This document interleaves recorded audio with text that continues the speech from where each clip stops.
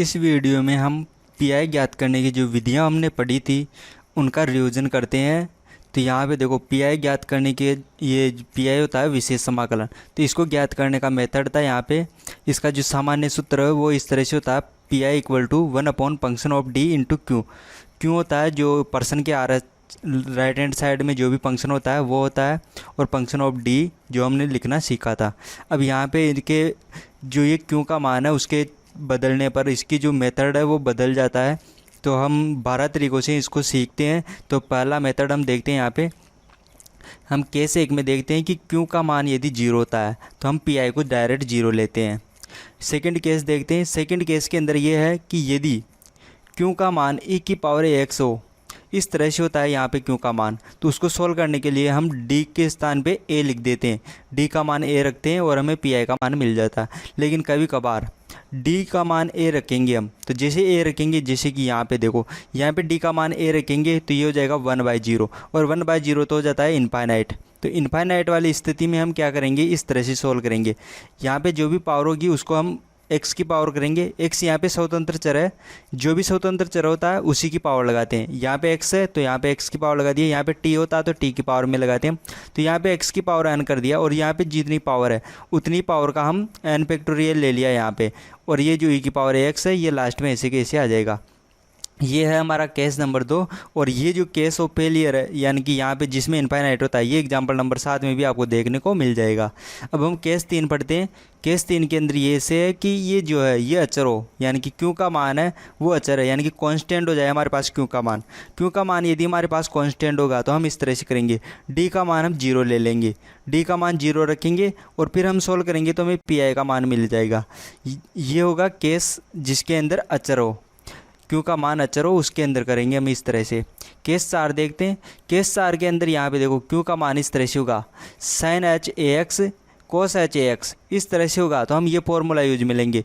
cos ax को तो हम लिख देंगे इस तरह से, और sin h ax को हम लिखेंगे इस तरह से। ये इसका फॉर्मूला होता है। यहाँ पे देखो, यहाँ पे ax है तो यहाँ पे पावर में देखो ax आ गया, यहाँ पे माइनस का ax आ गया। यहाँ पे ax है तो यहाँ पे देखो पावर में ax है, यहाँ पे भी माइनस का ax है। दोनों सूत्रों में केवल इतना सा चेंज है कि यहाँ पे प्लस आता है और यहाँ पे माइनस आता है। तो ये फॉर्मूला यूज में लेंगे हम, और फिर आगे सोल्व करेंगे तो हमें डायरेक्ट ये केस 3 की तरह केस 3 को यूज में लेंगे, e की पावर x बनेगा तो इसको सोल्व कर सकते हैं फिर आगे हम। तो केस 4 को सोल्व करने के लिए हम ये फॉर्मूला यूज में लेते हैं, यानी कि जब भी इस तरह से मान होता है हमारे पास क्यू का तो हम ये दोनों फॉर्मूला यूज में लेते हैं। केस 5 देखते हैं। केस 5 के अंदर देखो कि क्यू का मान होगा ये त्रिकोणमिति के रूप में होगा, साइन और कोस के पदों में। यहाँ पे साइन ax और कोस ax इस तरह से हो, इस तरह से हो तो हम यहाँ पे देखो पी आई का सूत्र यही रहेगा, लेकिन यहाँ पे d का मान इस तरह से रखेंगे। dx² का मान रखेंगे हम माइनस का ax²। देखो यहाँ पे x के साथ गुणा में यहाँ पे a है तो a की पावर 2 आएगी, लेकिन ये आएगा माइनस के अंदर तो माइनस a की पावर 2 इस तरह से रखेंगे तो हमारे पास पी आई का मान मिलेगा। लेकिन कभी कभार ये मान रखते हैं हम, जैसे कि यहाँ पे देखो, यहाँ पे dx² का मान माइनस का ax² रखेंगे तो ये तो इनफाइनाइट हो जाएगा, ये भी इनफाइनाइट हो जाएगा। तो इस केस में हम क्या करेंगे, इस स्थिति में हम इस तरह से सोल्व करते हैं। यहाँ पे -1 की पावर n लगाते हैं, यहाँ पे जितनी भी पावर होती है वो लगाते हैं, फिर x की पावर n लगाते हैं। x की पावर n क्यों लगाए, क्योंकि यहाँ पे x है तो x की पावर n लगाएंगे। फिर उसके यहाँ डिवाइड में हम करते हैं, यहाँ पे देखो यहाँ पे a है तो 2a करते हैं हम, यहाँ पे 2a उसकी पावर n आएगी, और ये जितनी पावर होती है उसी का फैक्टोरियल यहाँ पे आता है। और यहाँ पे देखो कोस के, यहाँ पे कोस है तो यहाँ पे कोस आया है, और यहाँ पे साइन है तो इसमें भी यहाँ पे साइन आया। बाकी सेम है दोनों सूत्र। और बाकी यहाँ पे देखो, यहाँ पे ax, यहाँ पे ax, यहाँ पे जो भी कोण के अंदर होता है वो यहाँ पे आता है, ax आ गया तो यहाँ पे भी x है। और फिर लास्ट में आता है n π/2। n यहाँ पे क्या है, इसकी घात है, यहाँ पे जो भी घात होती है वो आती है यहाँ पे n। तो इस तरह से हम इनफाइनाइट बन रहा हो तो इस तरह से हम सोल्व कर सकते हैं। अब केस 6 को पढ़ते हैं।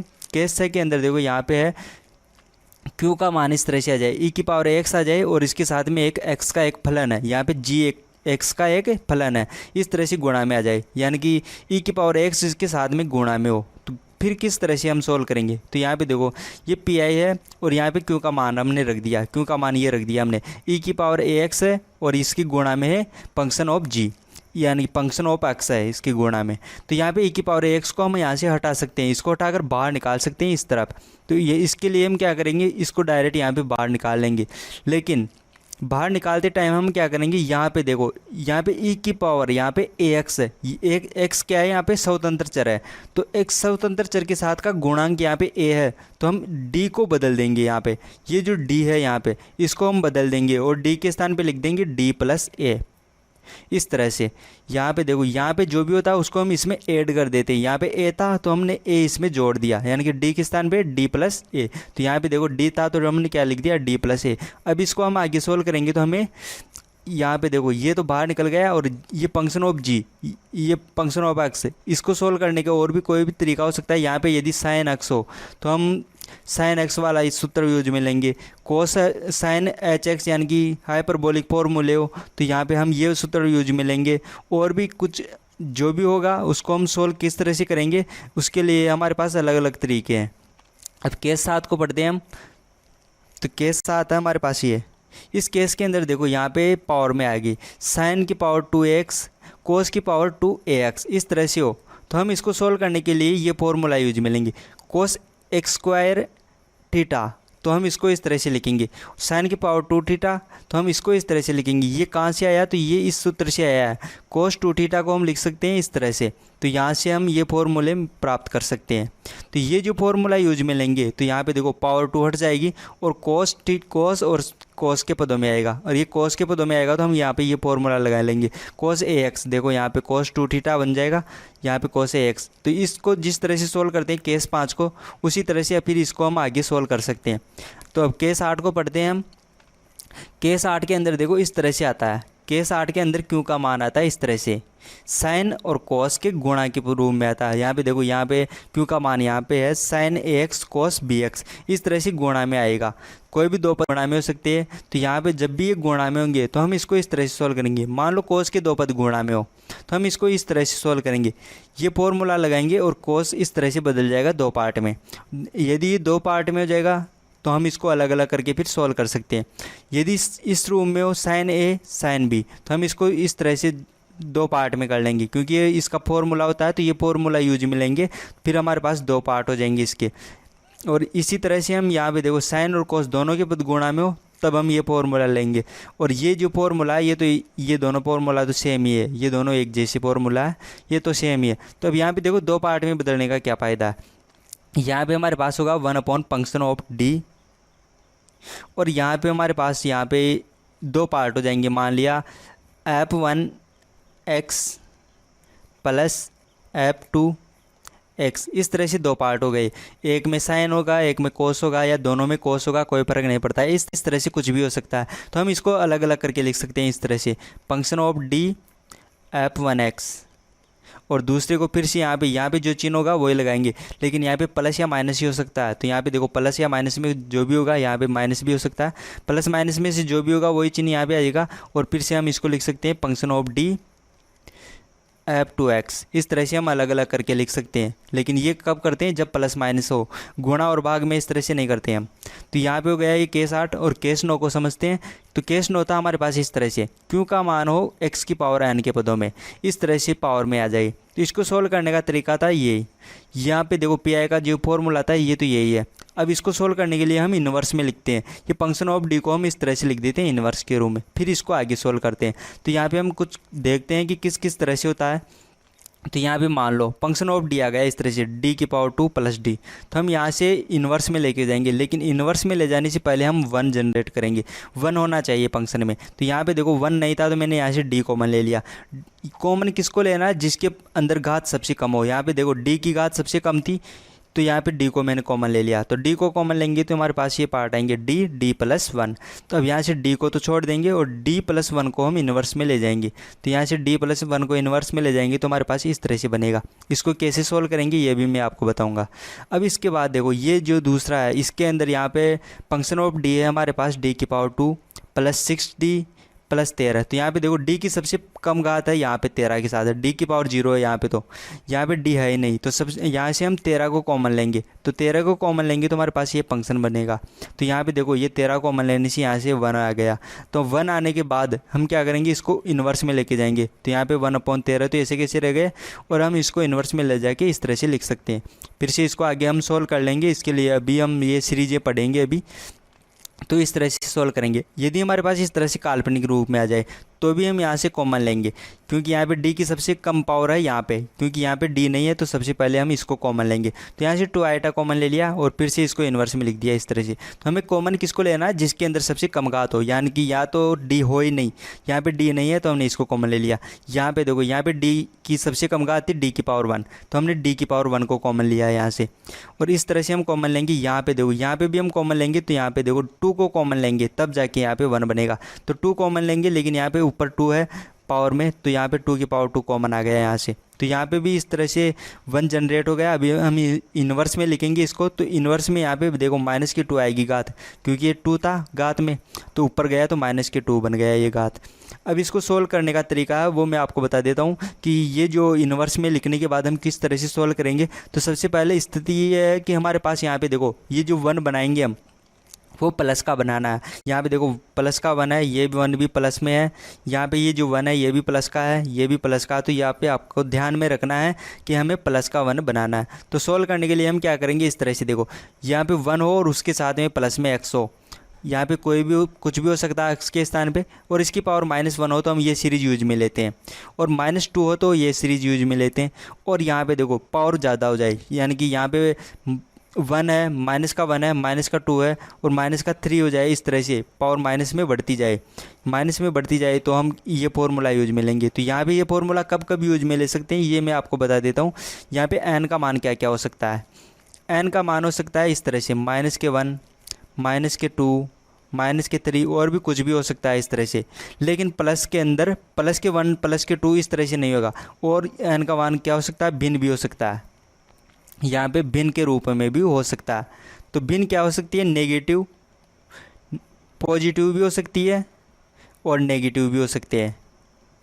भिन्न के अंदर दोनों हो सकते हैं, लेकिन यहाँ से पूर्णांक तो केवल नेगेटिव होगा, नेगेटिव पूर्णांक, और भिन्नात्मक कुछ भी हो सकता है। जैसे कि यहाँ पे 3/4 आप इसको यूज में ले सकते हो, यहाँ पे आप ले सकते हो 1/3, इसको भी n के स्थान पे यूज में ले सकते हो। लेकिन यहाँ पे आपको 2 को n के स्थान पे यूज में नहीं ले सकते, क्योंकि 2 तो क्या है, पॉजिटिव पूर्णांक है।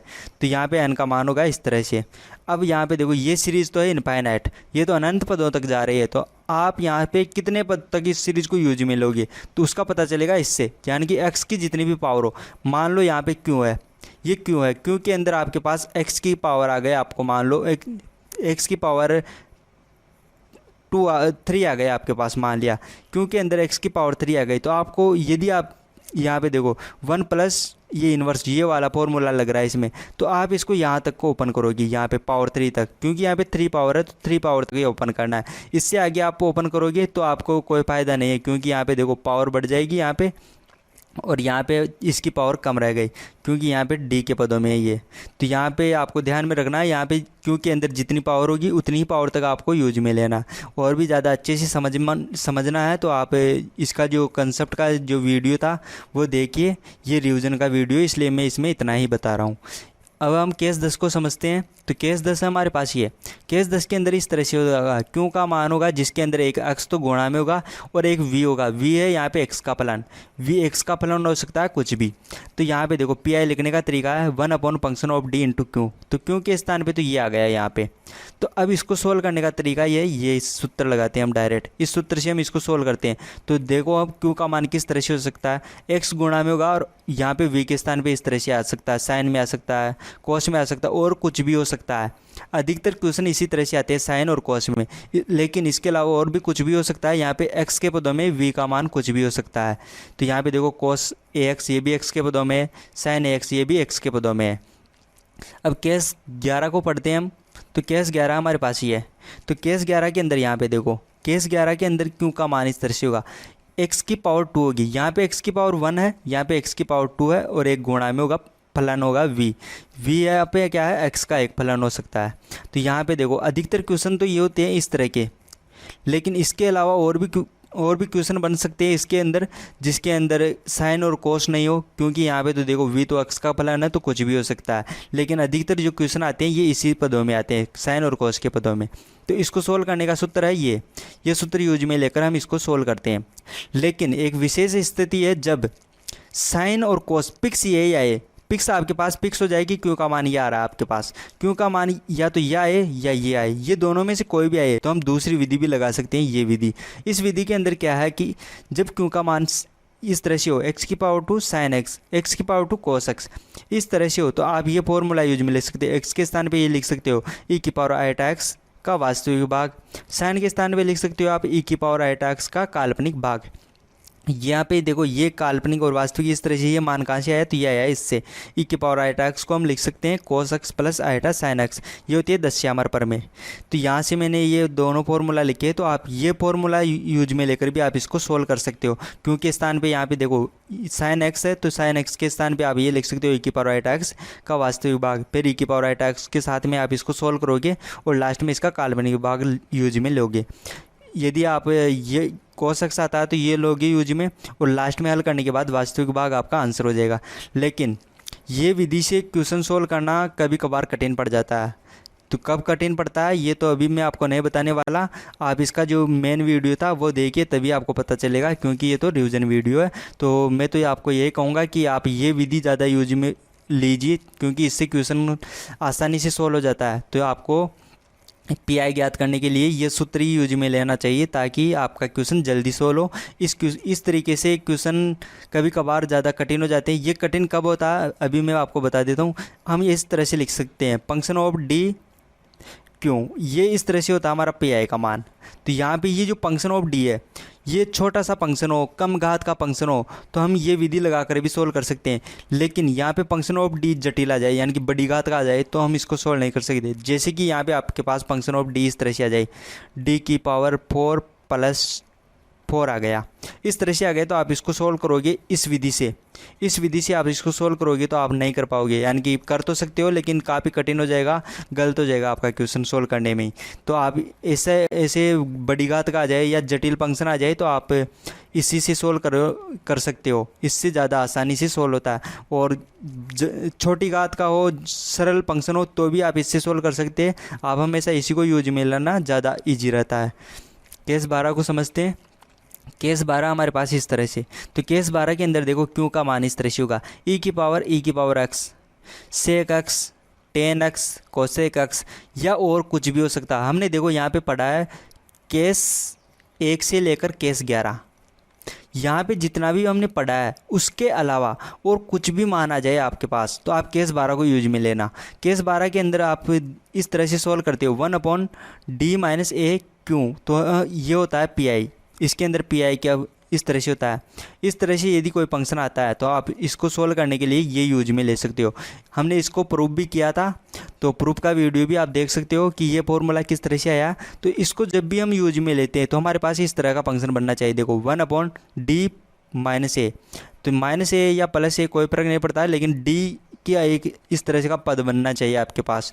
तो ये आपको बनाने के लिए क्या करेंगे कि फंक्शन ऑफ डी आता है, क्योंकि आप ऐसे करते हो 1/फंक्शन ऑफ डी इंटू क्यों। तो देखो यहाँ पे फंक्शन ऑफ डी किस तरह से होना चाहिए आपके पास, इस तरह से होना चाहिए। तो हमें ये बनाना पड़ेगा, यदि नहीं होगा तो बनाना पड़ेगा हमें।